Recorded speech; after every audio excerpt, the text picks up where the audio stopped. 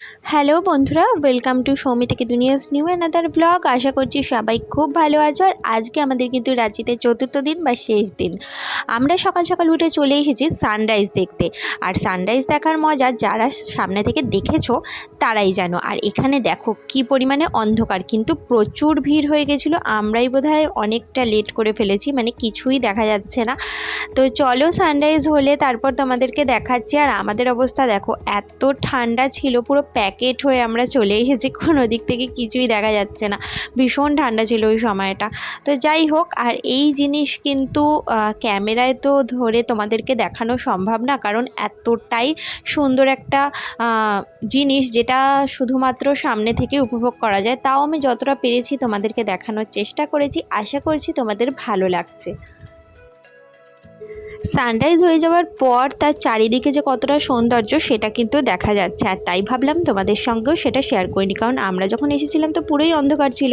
আর এখন দেখো কত সুন্দর লাগছে, যেদিকে তাকাচ্ছি সেদিকেই যেন একটা এক এক দিকে এক এক রকমের সৌন্দর্য। আমার তো ভীষণ ভালো লাগছিল। আর তোমাদেরকেও একটু দেখিয়ে দিলাম। এখানে দেখো, মানে আমাকে বোধহয় এখানে রেখে দিলাম, এখানেই থেকে যাব, এত ভালো লাগছে। সকাল সকাল সানরাইজ দেখার পর এখন আমরা চলে এসেছি ঘাগরি ফলস দেখতে। চলো তোমাদেরকেও সাথে নিয়ে যাচ্ছি। আর সকালে সত্যি কথা বলতে এতটাই ঠান্ডা ছিল ওখানে, তো সেই কারণে মানে সানরাইজ স্পটে, তো সেই কারণে তোমাদের সঙ্গে ভিডিওটা সেভাবে আর শেয়ার করতে পারলাম না। চলো এখন ভিডিওটা স্টার্ট করছি সবাইকে গুড মর্নিং বলে।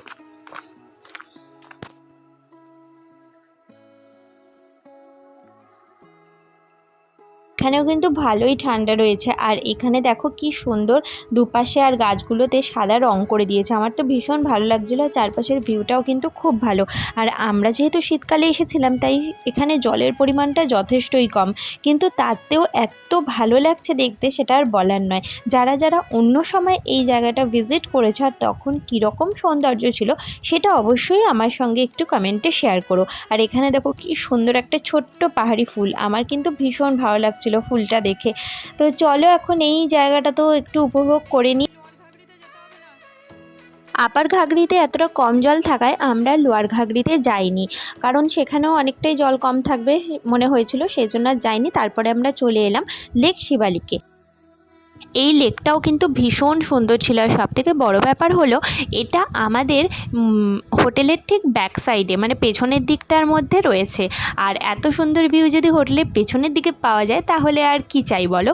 তো চলে এলাম এখন লেকটা দেখতে, কারণ কালকে তো রাত্রি হয়ে গেছিলো আস্তে আস্তে, মানে অন্ধকার হয়ে গেছিলো, তাই এটা আর দেখা হয়নি। তাই এই ভিউটা দেখতে কিন্তু চলে এলাম। আর আমার তো ভীষণ ভালো লাগছিলো এই জায়গাটা।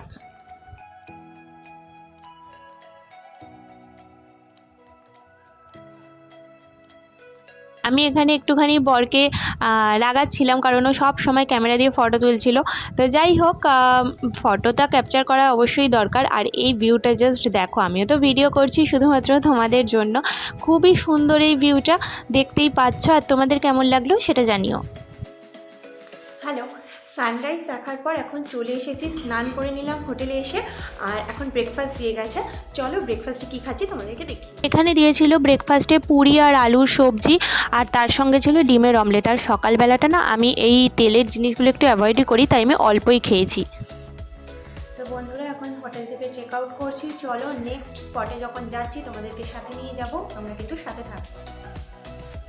গতকাল যখন আমরা এসেছিলাম একদমই অন্ধকার হয়ে গেছিলো, তাই তোমাদেরকে হোটেলটা বাইরে থেকে দেখাতে পারিনি। এখানে হোটেলগুলো বেশ ছোটোর মধ্যে, বেশি রুম নেই, কিন্তু বেশ ভালো পরিষ্কার সাজানো গোছানো।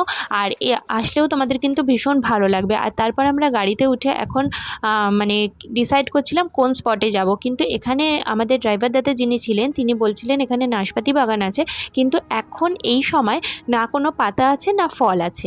তো সেই জন্য আমরা ভাবলাম নাশপাতি বাগানে আলাদা করে আর যাবো না। আমরা গাড়ি থেকে যে গাছগুলো দেখছি, মানে এই যে গাছগুলো, সেগুলো কিন্তু প্রত্যেকটাই নাশপাতি গাছ। আর দেখো এগুলোতে কোনোটাতেই কিন্তু পাতাও নেই ফলও নেই, তাই যথারীতি ওখানে গিয়ে আর কাজ নেই। ভাবলাম পরের যে স্পট আছে সেখানে যাওয়া যাক।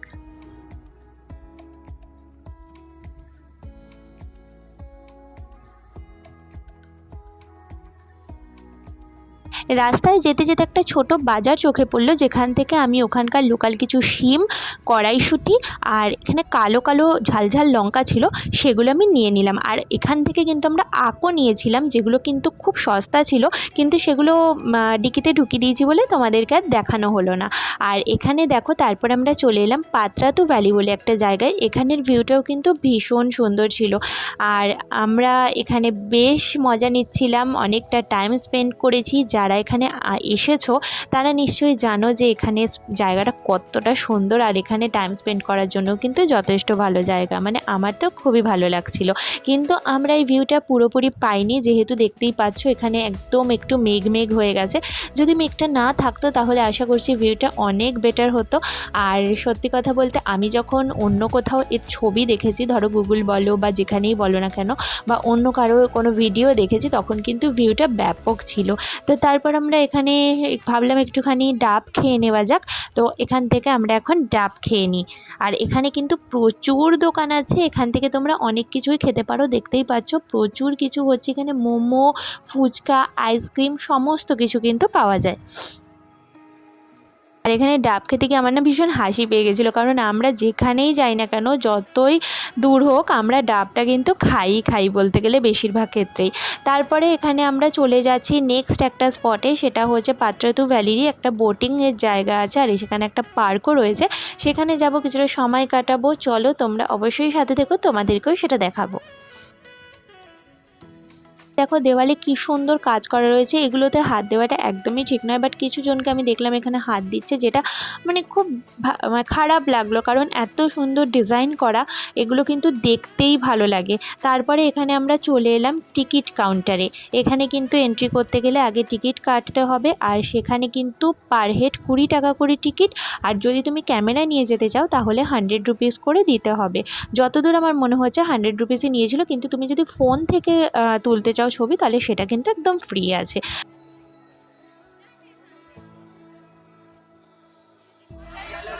তো বন্ধুরা, আমরা এখন যাচ্ছি বোটিং করতে, চলো তোমরা কিন্তু অবশ্যই সাথে থাকবে, পুরো ডিটেলস তোমাদেরকে ঘুরিয়ে দেখাচ্ছি।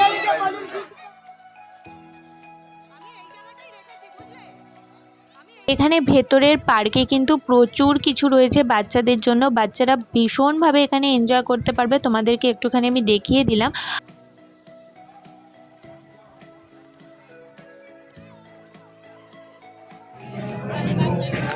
বন্ধুরা, এখানে দু রকমের বোটিং সিস্টেম রয়েছে, একটা নর্মাল বোট, একটা স্পিড বোট। নর্মাল বোটের চার্জ হচ্ছে 400 টাকা, আর স্পিড বোটের চার্জ হচ্ছে 750 টাকা। এখানে দুদিক থেকে দুরকম বোট ছাড়া হয়, একদিকে এদিকে দেখতে পাচ্ছ স্পিড বোট, আর একদিকে রয়েছে নর্মাল বোট। আর আমরা যেহেতু নর্মাল বোটটাই নিয়েছিলাম, তো আমরা সেদিকে চলে গেলাম, আর দেখতেই পাচ্ছ উঠেও পড়েছি। আর এটা কিন্তু ভীষণ সুন্দরভাবে সাজানো ছিল, প্রত্যেকটা বোটই খুব সুন্দরভাবে সাজানো।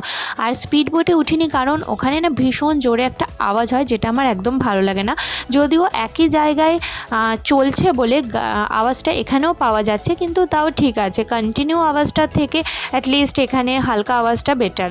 আর এখানে দেখো কি সুন্দর হাঁস ভেসে বেড়াচ্ছে জলের মধ্যে, আমার তো ভীষণ ভালো লাগছিল, এই মোমেন্টটা আমি খুব এনজয় করছিলাম। কিন্তু এখানে একটা আমার খুব মানে বাজে লাগলো, বাজে বলবো না, আমার সেটা পছন্দ হয়নি। এখানে না খুব জোরে জোরে গান বাজছিল, যেটা আমার একদমই ভালো লাগছিল না, কারণ এত লাউড মিউজিক আমার ভালো লাগে না।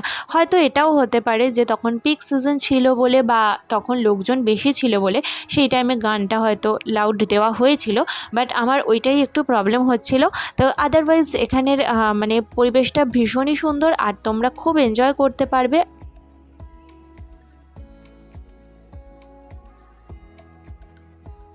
এখান থেকে বেরিয়ে আমরা চলে এলাম আইসক্রিম খেতে, আর আইসক্রিম খাওয়ার পর আমরা নিয়ে নিয়েছিলাম একটু ঝালমুড়ি আর পকোড়া, কারণ যেহেতু ব্রেকফাস্ট অনেকটা আগে হয়ে গেছিলো আর স্পট অনেকটা দূরে দূরে ছিল, তাই খিদে পেয়ে গেছিলো। তাই আমি আগে আমার বরকে একটুখানি দিয়ে নিলাম, তারপরে ওর কাছ থেকে জেনে নিলাম যে কীরকম টেস্ট, তো সেই বুঝে আমি খাবো, কারণ আমার না টেস্ট ভালো না হলে খুব একটা ভালো লাগে না। তো সেই জন্য আগে ওর থেকে একটুখানি জেনে নিলাম।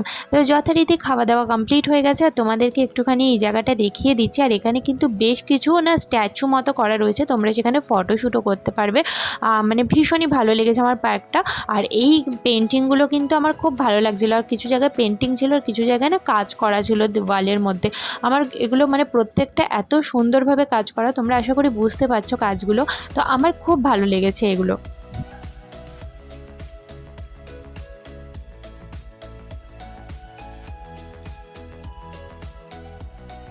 তারপর আমরা চলে এলাম সোজা লাঞ্চ করতে, কারণ আজকেই যেহেতু আমাদের ট্রেনে উঠতে হবে তাই ভাবলাম লাঞ্চটা একটু তাড়াতাড়ি সেরে নিই যাতে ঠিকঠাক মতো হজম হয়ে যায়।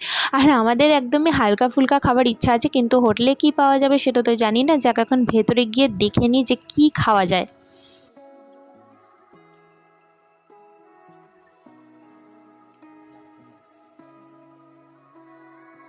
আমরা এখন এখানে গভীর আলোচনায় মগ্ন যে কোন খাবারে কি মানে রয়েছে সেরকমভাবে, কারণ নাম দেখে তো আমরা বুঝতে পারছি না। তাই কিছু কোয়ারি ছিল যেগুলো আমরা একটুখানি ক্লিয়ার করে নিলাম, বাট আমাদের না কোনো খাবারই ভালো লাগছিলো না খেতে। তো লাস্ট অবধি আমরা সেই রিচই নিলাম, রিচ খাবারই বলতে পারো, যে চিকেন কষা, আর এদিকে স্যালাড নিয়েছিলাম, আর এখানে নিয়েছিলাম পনির।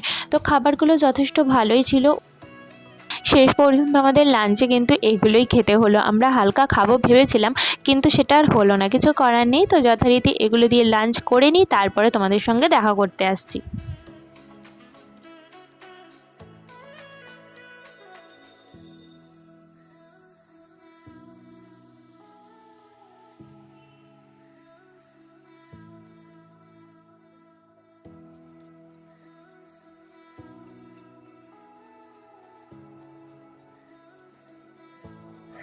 লাঞ্চ শেষ করে আমরা চলে এলাম রক গার্ডেন বলে একটা জায়গায়। আর এই সময় কিন্তু একটু একটু অন্ধকার হয়ে গেছিলো, আর যেহেতু শীতকাল ছিল সেই জন্য একটু তাড়াতাড়ি অন্ধকার হয়ে গেছে। আর বেশ সুন্দর লাগছিল, চারপাশে আলো জ্বলছিল। এখন ভেতরে গিয়েও দেখলাম যে জায়গাটা বেশ ভালো, আর বসারও বেশ কিছু স্পেস আছে, আর শুনেছি একটা ভিউ পয়েন্টও আছে। তো দেখা যাক কীরকম কী ভিউ পাওয়া যায়। আর দেখো কত সুন্দর লাগছে এই জায়গাটা।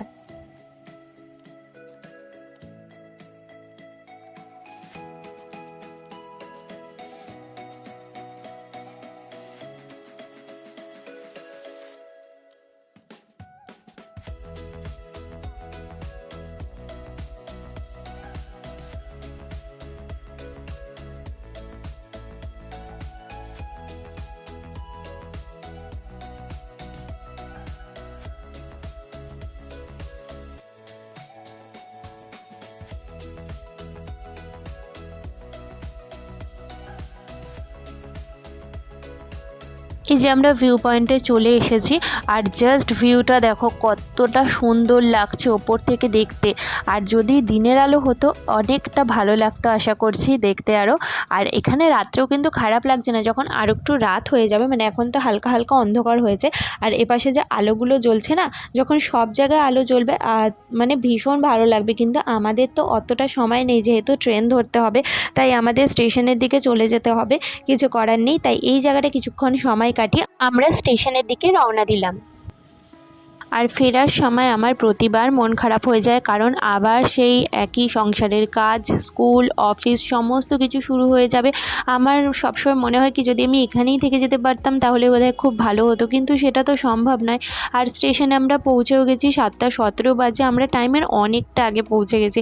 তাই ভাবলাম যে এখানে একটুখানি ফটোশ্যুট করে নেওয়া যাক, তাই এইটা করে নিয়ে তারপরে চলে গেলাম স্টেশনের ভেতরে।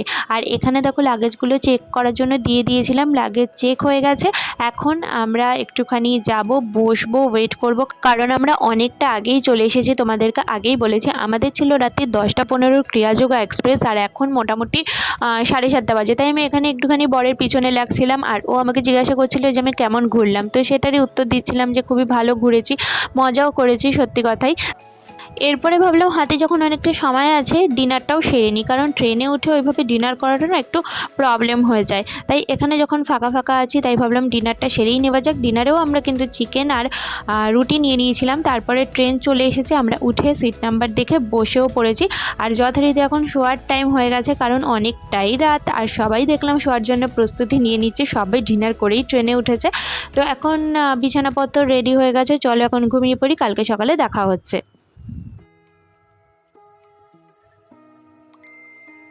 সকালে উঠে পড়েছি, আর সকালে উঠে বিস্কুট খাচ্ছিলাম, কারণ তখনও চা আসেনি। আর সেই জন্য ভাবলাম একটুখানি বিস্কুটই খেয়ে নিই, শুধু মুখে ভালোও লাগছিল না। আর তারপরে ট্রেন চলেও এলো, নামার সময়ও হয়ে গেল হাওড়াতে। এবার আমরা নেমে পড়লাম, চা আর খাওয়া হলো না। এবার আমাদের অন্য একটা ট্রেনে উঠতে হবে, কারণ আমরা আন্দুল যাব, আর হাওড়া থেকে আন্দুলে ট্রেনেই যাব। একটু ওয়েট করতেই পরের ট্রেনও চলে এলো, আর আমরা উঠে পড়েছি। ভিডিওটা আমি আজকে এখানেই শেষ করছি। যদি ভিডিওটা ভালো লেগে থাকে প্লিজ একটা লাইক, কমেন্ট আর শেয়ার করতে ভুলো না। যারা নতুন দেখছো প্লিজ সাবস্ক্রাইব করে আমার পাশে থেকো। আর খুব তাড়াতাড়ি নতুন ভিডিও নিয়ে দেখা করতে আসছি। ততদিন ভালো থেকো, সুস্থ থেকো, টাটা।